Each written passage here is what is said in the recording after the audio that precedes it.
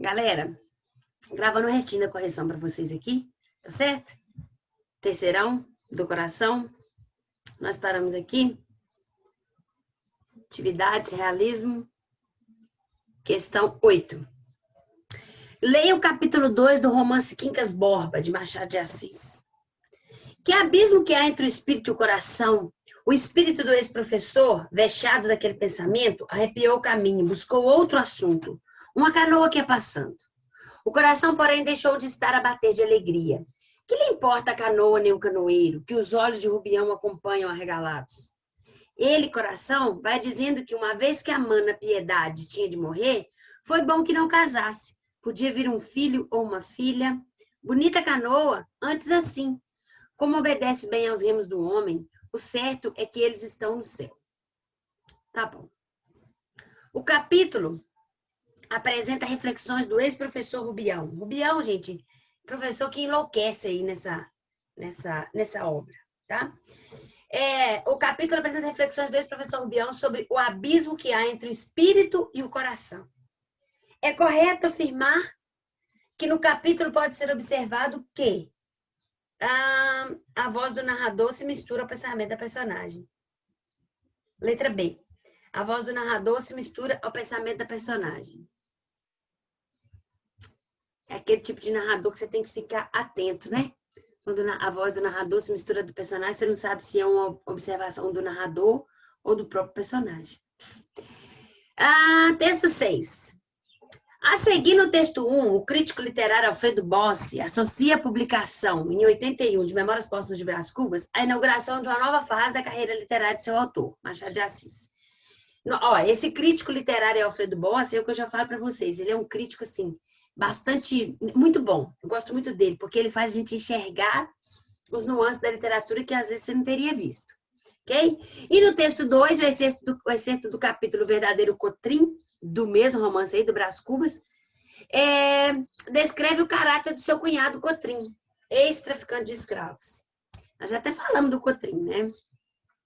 Texto 1. Então vamos lá ver o que o senhor Alfredo Bossi fala. A revolução dessa obra, que parece cavar um fosso entre dois mundos, foi uma revolução ideológica e formal, aprofundando o desprezo às idealizações românticas e ferindo no cerne o mito do narrador onisciente, que tudo vê e tudo julga. Deixou emergir a consciência nua do indivíduo, fraco e incoerente. Por que deixou intervir? Por que deixou emergir, vir à tona, essa consciência do indivíduo fraco e incoerente? O indivíduo fraco é o Brás Cubas.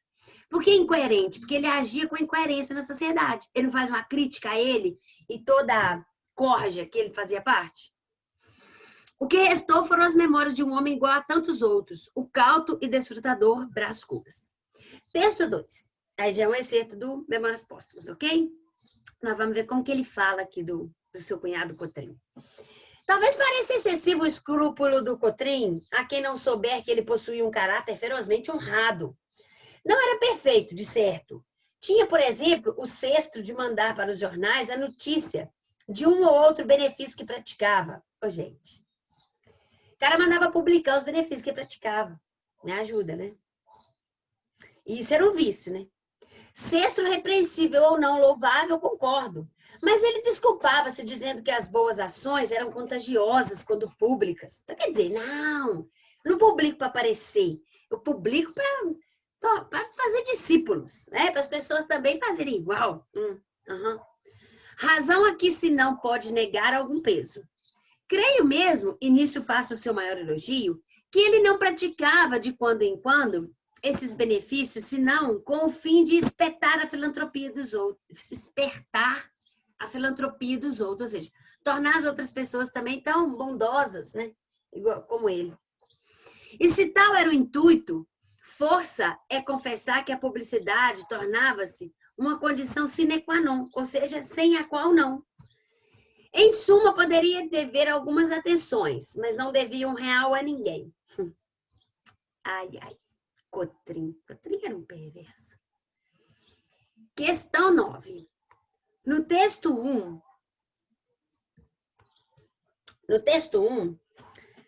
Alfredo Boss destaca a particularidade do foco narrativo criado por Machado de Assis em Memórias Póstumas. Dentre os traços característicos do narrador desse romance, a leitura do texto 2 permite destacar a presença de leitor incluso aí, nisso faço meu maior elogio? Não, aí é uma observação dele. Metalinguagem, razão a que se não pode negar algum peso, não tem metalinguagem aí. Tem metalinguagem na obra, sim, mas não aí nesse excerto que está falando. Cinismo aí, poderia dever algumas atenções, mas não devia R$1 a ninguém. Cinismo, gente. Eu falei assim, tia, podia dever algumas atenções, mas não deve R$1 a ninguém. Deve sim. Não deve fazer algumas atenções? Sarcasmo aí, o sexto de mandar para os jornais a notícia de um ou outro benefício que praticava. Letra C, tá? Cinismo aí, quando ele fala que poderia dever algumas atenções, mas não devia R$1 a ninguém. R$1 é engraçado, né? É engraçado Machado de Assis usar R$1, né? 1881, né? Por isso que o Machado de Assis é considerado um homem que estava 100 anos à sua frente, gente. Tá vendo? 1881, ele veio parar em 1981. Ainda não tinha real. Então, ele estava mais de um século à sua frente, digamos assim. Questão 10. No texto 1, o crítico literário Alfredo Boss apresenta sua leitura a respeito da singularidade e da universalidade do realismo praticado por Machado. A singularidade e universalidade. Porque ele pensa globalmente, ele pensa em todas as mazelas, mas age localmente, ou seja, ele fala daquele personagem, entendeu? É possível afirmar que no texto 2, Brás Cubas confirma essa visão sobre a prosa realista machadiana, pois manifesta consciência da natureza contraditória do ser humano, capaz de feitos virtuosos e defeituosos. Os feitos virtuosos ele pratica, mas também muitos defeitos, né? Não tem consciência dos efeitos de seus atos. O homem tem sim, a letra C está falando aqui. Inconsciente dos efeitos de seus atos. Percepção da essência defeituosa do caráter humano condenado por seus vícios. Letra A. Consciência da natureza contraditória do ser humano, capaz de feitos virtuosos e defeituosos. Ok? Número 10, letra A. Agora, como a questões 11 e 12. Um poeta dizia que o menino é o pai do homem. Se isso é verdade, vejamos alguns lineamentos do menino. Ô, gente, quando ele fala assim que o menino é o pai do homem, é porque você já percebe características do homem adulto na fase infantil ainda, entendeu? Por isso que o menino é o pai do homem. Nós não estamos invertendo a ordem naturalista, não. O menino é o pai do homem, ou seja, você já sabe, mais ou menos, já pode projetar o caráter desse menino aqui quando ele for um homem adulto. Ok? Desde os 5 anos, merecera eu a alcunha de menino diabo. Alcunha é apelido. Menino diabo. Por quê? E verdadeiramente não era outra coisa. Fui dos malignos do meu tempo. Arguto, indiscreto, traquinas e voluntarioso. Por exemplo, um dia quebrei a cabeça de uma escrava porque me negaram uma colher de doce de coco que estava fazendo.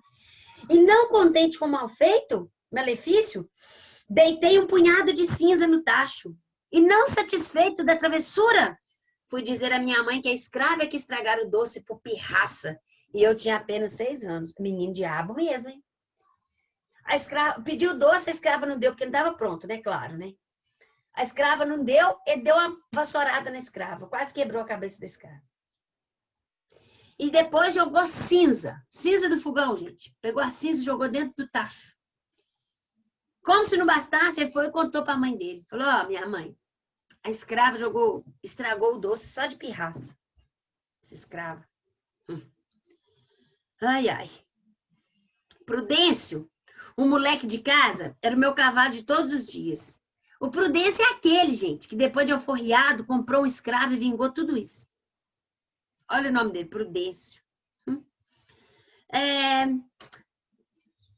Punha as mãos no chão, recebia um cordel nos queixos da guisa de freio e eu trepava-lhe ao dorso com a varinha na mão. Fustigava-o, dava 1000 voltas a um e ao outro lado e ele obedecia, algumas vezes gemendo, mas obedecia. Sem dizer palavra ou quando o mundo anhonhou, ao que eu retorquia. Cala a boca, besta! Esconder os chapéus das visitas, deitar rabos de papel a pessoas graves, puxar pelo rabicho das cabeleiras, dar beliscões nos braços das matronas e outras muitas façanhas desse jaez eram mostras de um gênio indócil, mas devo crer que eram também expressões de um espírito robusto, porque meu pai tinha-me em grande admiração. E se às vezes me repreendia à vista da gente, fazia-o por simples formalidade. Em particular, dava-me beijos. Ou seja, o pai dele é culpado por essa indocilidade dessa criança que ele é, né? O pai dele só chama atenção, mas na frente dos outros. Depois, papai só chamou atenção para as visitas não ficar aborrecidas, tá? Pelo amor de Deus, né? Aqui em casa é diferente. A gente chama atenção, depois que a visita vai embora, o couro come. Ó, ou até junto com a visita mesmo. Assinale a alternativa correta. Trecho consiste em um dos mais famosos momentos do romance. Imagina a vida humilde que se desenha, que foi forte consciência para as relativas à escravidão. A letra E, gente. O narrador do romance faz um exercício de rememoração, no qual retoma sua infância como um típico descendente da classe dominante escravocrata brasileira do século XIX. Ele faz uma análise aí, né, dessa sociedade escravagista. Por mais que o senhor seja uma criança, o escravo é submetido a ele. Entendeu? Letra E. Questão 12. Observe as afirmações sobre o texto acima. Memórias Póstumas de Brás Cubas é um romance importante para a literatura brasileira por seu marco inicial do realismo entre nós. A violência como condição estruturante das relações raciais do passado escravista brasileiro pode ser considerada uma relevante temática do trecho selecionado de Memórias Póstumas. Número 3. Identifica-se um narrador em primeira pessoa que aparenta ter uma alta impressão sobre si mesmo, como demonstra o trecho. Eram mostras de um gênio indócil, mas devo crer que eram também expressões de um espírito robusto. E, gente, essas traquinagens, tudo aí ele fala que é coisa de criança, tá? Isso tudo era coisa que criança fazia. Questão 12, então, assinar a alternativa correta. Todas as afirmações estão corretas. Ok? Porque ele tem uma alta impressão sobre si mesmo, que ele fala isso mesmo. Mostra de um gênio indócil, mas devo crer que eram também expressões de um espírito robusto. Ou seja, ele faz isso tudo, mas ainda é admirado pelo pai, né? Então, por isso que ele se sente, né? É o reizinho da casa, tipo isso. Tá bom, galera? Galera do meu Brasil Varonil, beijo, beijo, um grande abraço, bom teste. Estou aí para o que precisarem, tá bom? Me chame, conta comigo.